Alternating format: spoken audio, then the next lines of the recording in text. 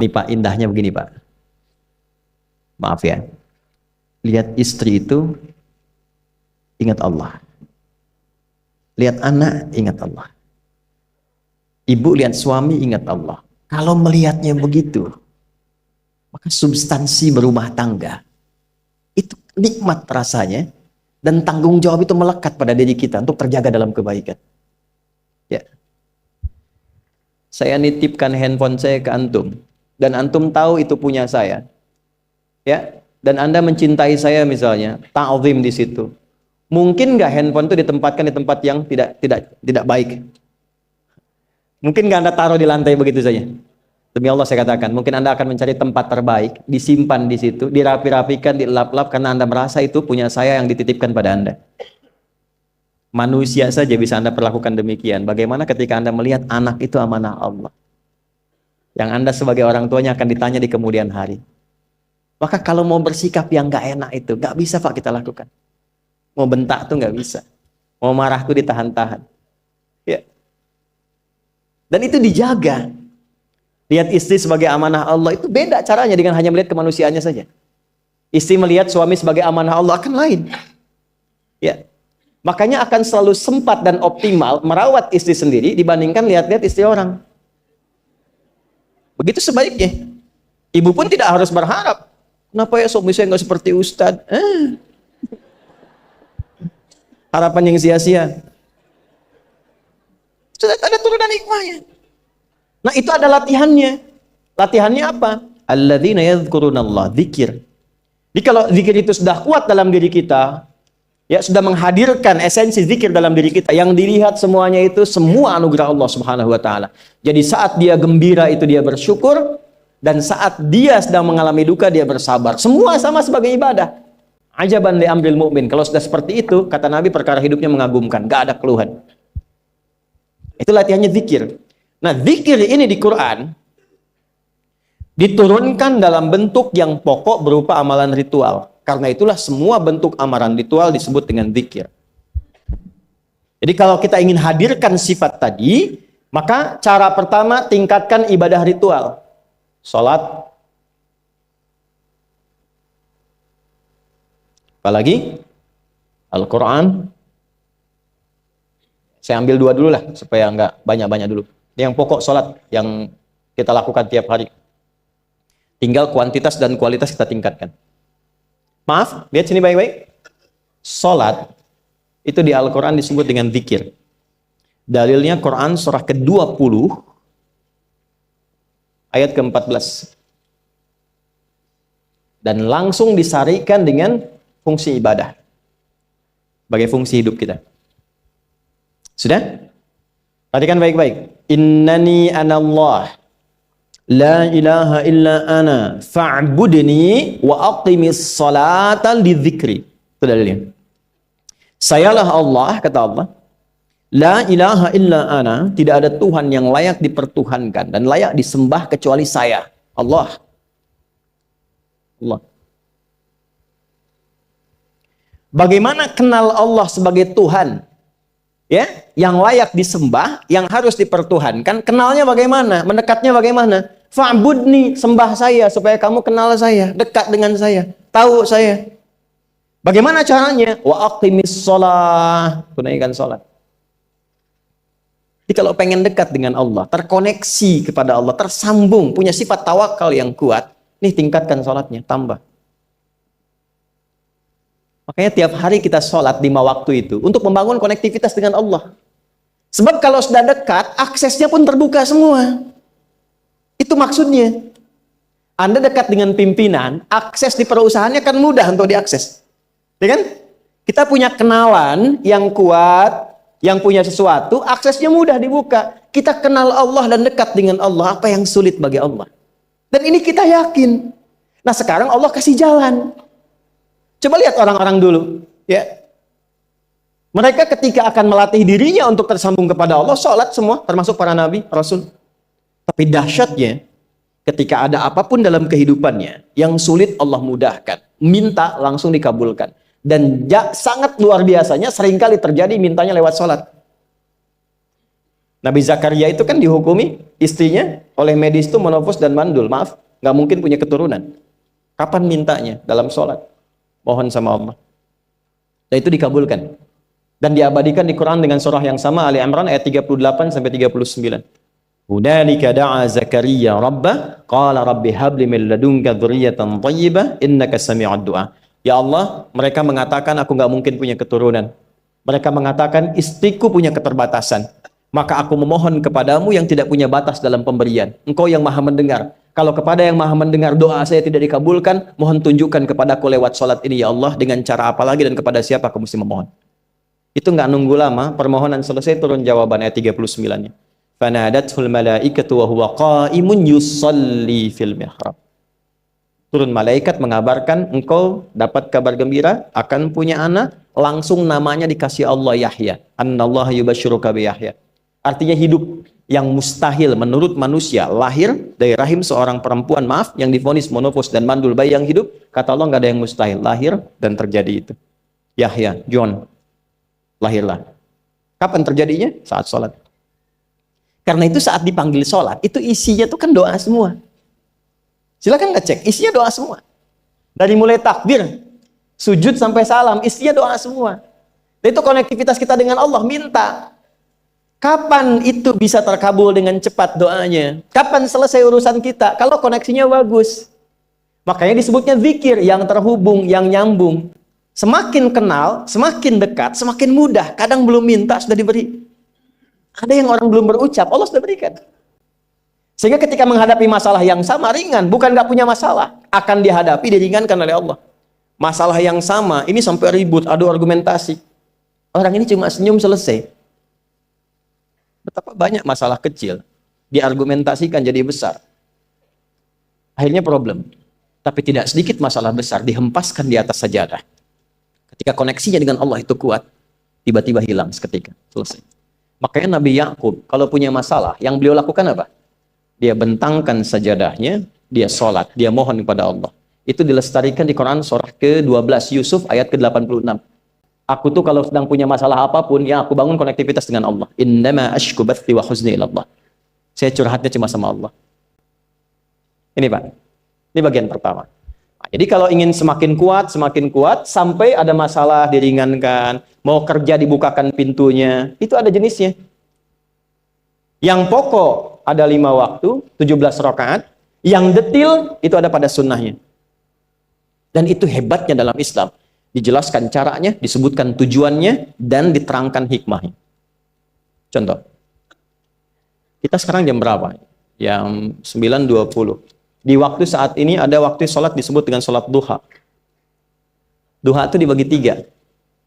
Ada awal duha, penguat zikir, pengganti seluruh bagian zikir di tubuh kita, yang disebut dengan syuruk. Itu kurang lebih jaraknya 1 jam setelah subuh. Jadi kalau tadi 4.45, ya 5.45 menjelang jam 6 itu masuk syuruk. Setelah itu masuk ke jam 8 sampai ke kurang jam 10 itu pertengahan duha. Pertengahan duha. Apa fungsinya? Di antaranya mempermudah rizki. Di antaranya. Bilangannya berapa? 2 sampai 4 rakaat bisa dikerjakan. Ya, dan harapannya apa? Bukan pada rizkinya. Ya, jadi jangan sampai motifnya cuma sekedar keduniawi, kurang tepat. Kenalkan kepada Allah, nanti biarkan janji yang disampaikan oleh lisan Rasulullah itu terjadi.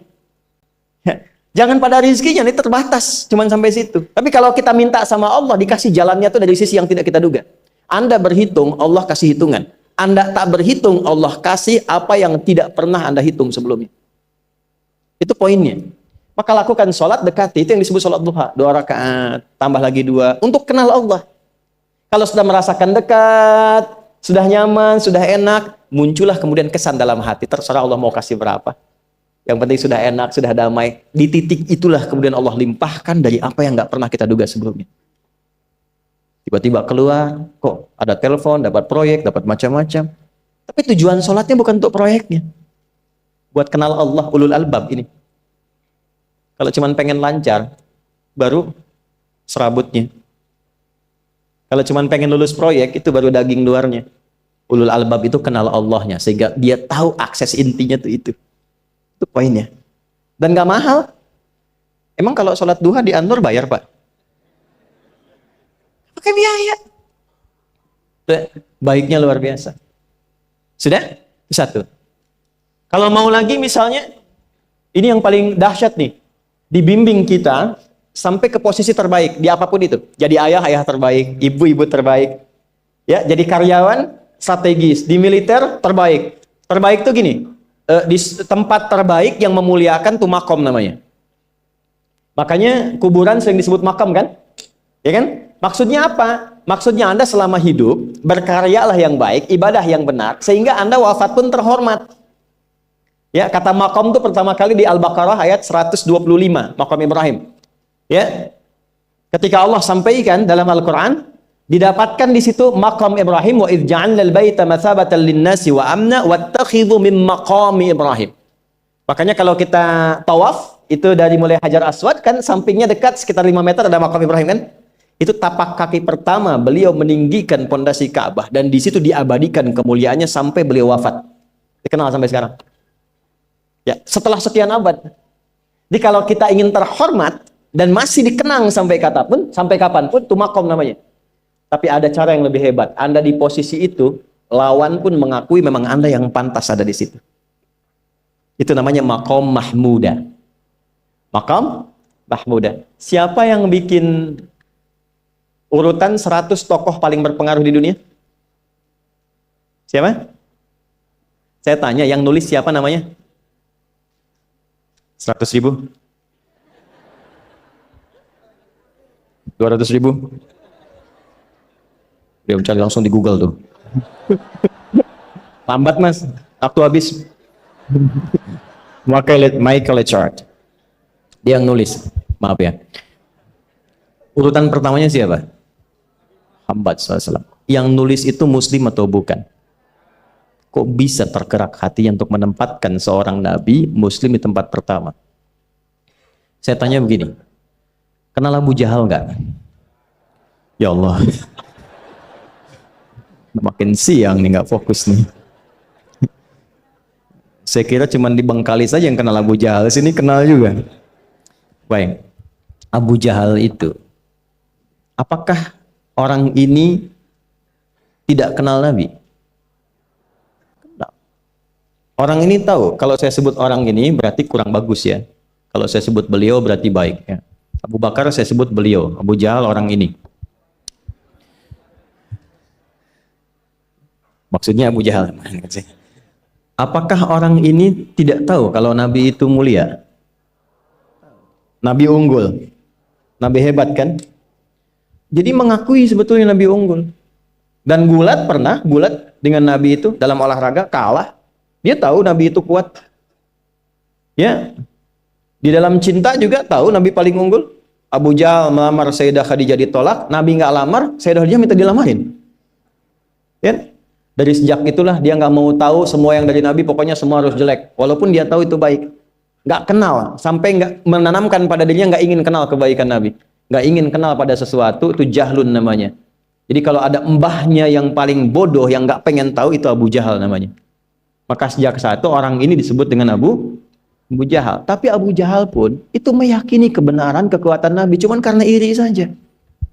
Gitu. Tapi dia nggak bisa nolak. Menilai seseorang di tempat terbaik yang kita nggak bisa nolak dan mengakui memang dia orang yang terbaik, itu namanya makom mahmuda. Tahukah Anda? Jalan untuk mencapai makom mahmuda itu nggak akan mungkin kita dapatkan kecuali mendekati yang punya semua makom, yaitu Allah Subhanahu wa Ta'ala. Dan jalannya lewat sholat. Itu lewat sholat. Tapi karena ini levelnya istimewa, tingkat tertinggi, ya prajurit pengen jadi komandan terhebat yang diakui, nggak ada orang nyoal. Di kepolisian pengen jadi pimpinan yang baik dan semua mengakui sehingga nggak ada yang nyoal. Di perusahaan pengen jadi pimpinan yang ideal, ya semua mengakui, nggak ada yang nolak. Itu makom mahmuda. Jalannya apa? Ternyata nggak pakai uang, nggak pakai koneksi-koneksi yang tidak jelas. Koneksinya dibangun dengan Allah sehingga Allah melembutkan hati semua orang itu untuk menetapkan dia yang terbaik. Sholat. Karena levelnya tinggi, dinaikkan dari sekedar sholat fardu. Ditempatkan di waktu yang tidak biasa. Butuh pengorbanan, butuh perjuangan. Namanya tahajud. Turunlah Quran surah ke-17 ayat 79 sampai 81 itu. Quran surah 17 ayat 79 sampai 81. Ini poinnya. Wa minal laili fatahajjad bihi nafilatan laka asa ayyab'atsaka rabbuka maqaman. Ini kan terjadi keanehan kan, ironinya. Anda pengen sukses, pengen tertinggi, Anda tahu Allah penentunya, Anda tahu Allah yang punya rizki, Allah punya kekuasaan, tapi Anda nggak mendekati Allah. Terus yang dipakai cara-cara salah, kenapa harus korupsi? Kenapa harus nyogok?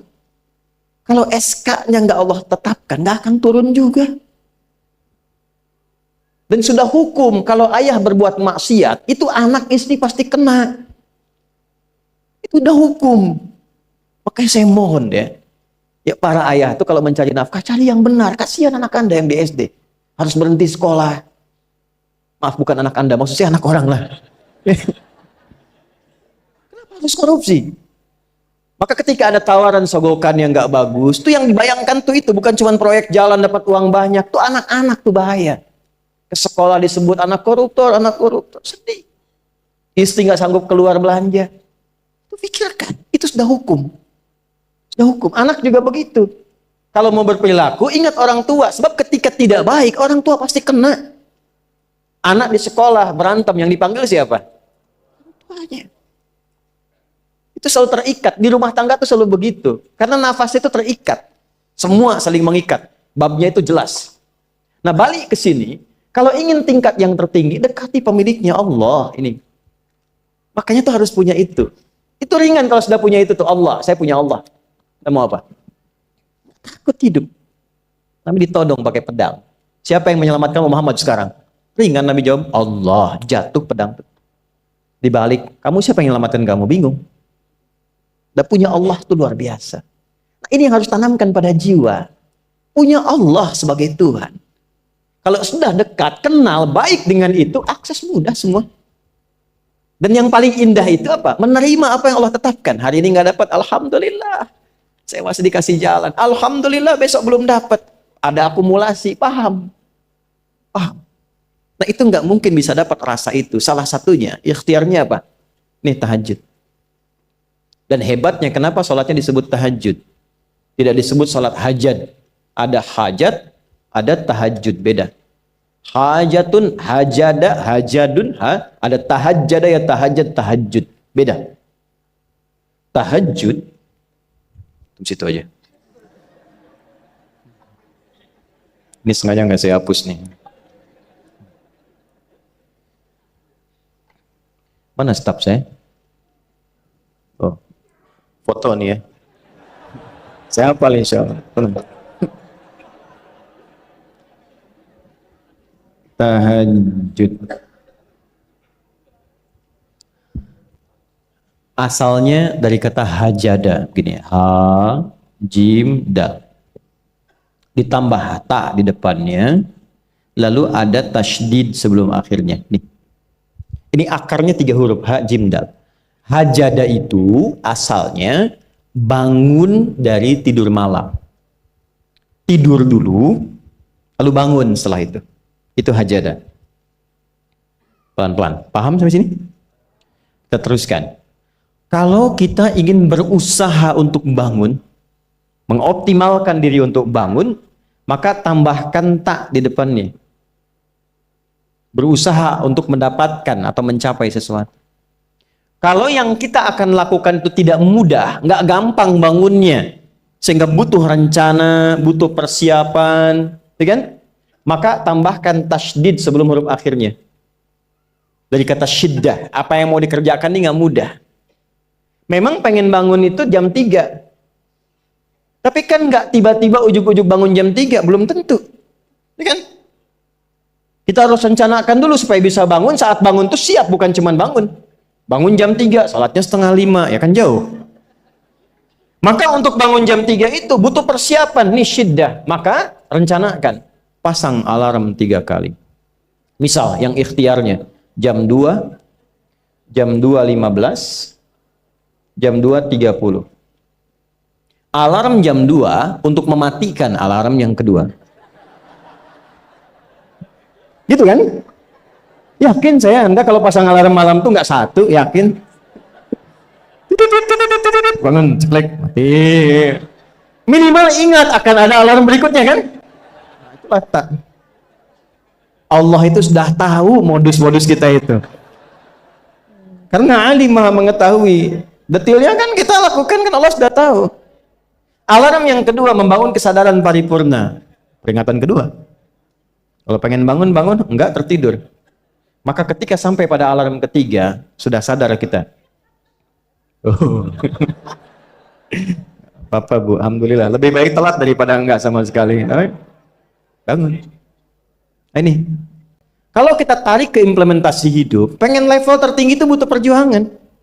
Latihan dulu, kan? Menguras fisik, energi, tenaga, biaya, hasilnya indah. Tapi ada jalan cepat untuk mendapatkan itu. Nih aksesnya, bangun kepada Allah. Gitu. Kalau kita tingkatkan ini, itu luar biasa. Jadi itu. Jadi. Nah, kalau ini terus ditingkatkan, terus tingkatkan, nanti membangun value yang terasa. Ada nilai-nilai yang terasakan, kita merasa lebih dekat dengan Allah. Yang biasanya tadi dipanggil azan baru ingat sekarang, baru selesai subuh udah ingat isya. Nanti isya bagaimana? Gitu kan, urutkan. Tapi tetap zuhur juga, zuhur, asar, maghrib, isya. Waktunya kenal, jam berapa. Bahkan dipetakan, saya nanti akan ke sini, masjid yang terdekat di situ. Jadi lihat peta itu, ya, lihat peta jalan, saya nggak sebut nama supaya nggak endorse. Itu lihat peta jalan. Itu dia petakan, saya akan sampai di situ jam berapa, durasinya berapa, masjidnya di mana. Kalau tertinggal di situ, di sini saya sholat Jumatnya. Sampai ke situ. Nah, value yang membuat kita semakin meningkat dekat dengan Allah, itu takwa namanya. Takwa. Disebutkan sebanyak 240 kali dalam Al-Quran. Nah, intinya itu ini nih. Jiwa takwanya. Kalau ini sudah ada, Allahu Akbar. Silahkan Anda keluarkan semua kata-kata takwa di Quran. Tidak ada kecuali yang indah semuanya. Quran surah 65. 65 itu babnya bab tolak. Surahnya at-tolak. Tolak itu persoalan terbesar di rumah tangga. Nggak akan bisa terjadi yang demikian itu kalau ada takwa di dalamnya. Nyambung. Kalaupun mesti terjadi, itu spirit takwa mengarahkan pada yang terbaik. Makanya di ayat kedua di ujungnya, sampai ke ayat 3, apa yang terjadi? Di rumah tangga itu kan cuma 2 babnya. Satu masalah dari komunikasi, yang kedua materi. Perhatikan. Wa may yattaqillaha yaj'al lahu makhraja wa yarzuqhu min haitsu la. Siapapun yang mampu meningkatkan takwanya kepada Allah. Pakai man tuh, setiap personnya. Suami, istri, ayah, ibu, anak, satu keluarga mencoba meningkatkan takwa. Dia tahajud, bangun semua ingatkan. Bangun semua tahajud, salat duha, yuk ingatkan dimanapun. Alhamdulillah. Apa yang terjadi ketika dilakukan? Apa jawab Allah? Yaj'al lahu makhraja. Enggak pakai alif lam, makhraja. Masalah apapun yang engkau alami. Suami berangkat ada masalah. Ada masalah umum yang semua orang mengalami itu. Tapi yang ini enggak. Kena macet, ada macet, dia mau berangkat, tiba-tiba diarahkan, jangan lewat situ Pak, macet, Bapak kesini aja. Ya. Pak, ikut kami saja Pak. Tiba-tiba patwal datang, ayo ikut. Ya, itu bisa terjadi. Wa yarzuqhu min haitsu la yahtasib. Bahkan rezekinya pun itu datang dari sisi yang nggak diduga. Nggak nyangka ya. Emang nggak sangka datangnya. Ya, habis sholat tiba-tiba telepon masuk, belum selesai proyek ini ada permintaan itu. Beda istidraj dengan takwa itu lain. Kalau istidraj itu bertambah tapi lupa Allah. Hati-hati. Proyek nambah, sholat lupa. Hati-hati. Hati-hati ya. Pekerjaan menambah, omset nambah, tapi nggak pernah bisa ngaji. Nggak pernah mampu sholat. Hati-hati itu. Dan paling bahaya kalau itu nambah terus sehingga membuat lupa semua ibadah. Itu istidraj namanya. Istidraj. Ancamannya akhirat tuh, hati-hati. Segera ingat, segera ingat. Tapi kalau semakin nambah, semakin ingat Allah, itu anugerah. Karena Allah telah menilai hamba ini paham menjalani kehidupan, sehingga dia ngerti. Makanya Utsman, Abdurrahman bin Auf, setelah masuk Islam, hartanya makin nambah.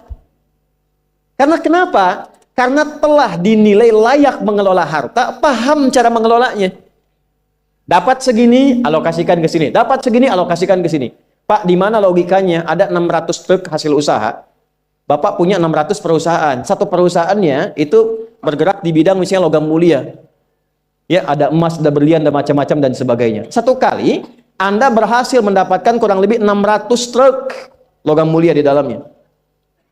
Mau datang kemudian ke tempat Anda di jalan. Tiba apa yang terjadi? Ada komen tetangga kepada Anda. Misal, komennya nggak langsung, cuma ke teman tetangga Anda dengar. Waduh, Pak Asep hisabnya luar biasa kayaknya ya. Hisabnya, bukan berliannya. Hisabnya luar biasa, terus nyampe di telinga Anda. Kira-kira ketika mendengar itu respon Anda apa? 100.000? Bingung kan? Bingung. Lihat Abdurrahman bin Auf, jazakallahu khair. Datang 600 kafilah pakai unta. Isinya semua emas, berlian, perak, macam-macam. Heboh Madinah, bum bum bum bum bum bum bum. Tiba-tiba Sayyidah Aisyah komen radhiyallahu taala anha. Beliau kan yang terdekat dengan Nabi, satu istri Nabi SAW. Jadi kalau sudah ring satu Nabi, ada yang komen, kita tuh cuma 3 sikapnya. Like, share, and subscribe. Gak usah ikut komen lagi. Sukai, share, subscribe. Ikuti jalannya. Apa komennya? Secara singkat, kama qalat. Aku pernah mendengar Nabi SAW mengatakan, Abdurrahman bin Auf itu agak lambat hisabnya. Ya selamat-lambatnya cepat juga dibanding kita kan. Ya? Maksudnya apa? Ingin menggambarkan betapa banyak kekayaannya. Scan, checklist, semua. Ketika mendengar komen itu, apa kata Abdurrahman bin Auf? Saya jadikan semua yang baru datang itu saya sedekahkan semua untuk orang Madinah. Supaya mempercepat hisabnya itu. Saya sedekahkan semua. Bisa nggak begitu?